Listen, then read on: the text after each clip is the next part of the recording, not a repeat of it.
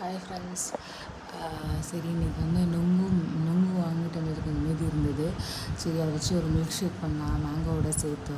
வெறும் ice apple மட்டும் போட்டால் வேறு ஏதாவது சுகர் போடணும் அப்படின்றனால சரி மேங்கோவும் சேர்த்து போட்டால் டேஸ்ட்டும் நல்லாயிருக்கும்.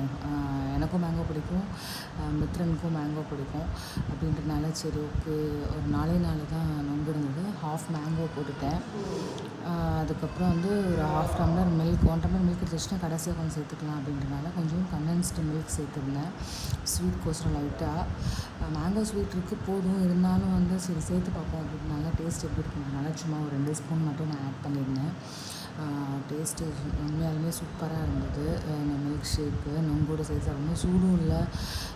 உங்களுக்கு என் பையன் விரும்பி எனக்கெலாம் மேங்கோ எப்படி கொடுத்தாலும் நானாக சாப்பிடுவேன். அதனால் ரொம்ப சூப்பராக இருந்தது. தேங்க்யூ, தேங்க்ஸ் ஃபார் வாட்சிங்.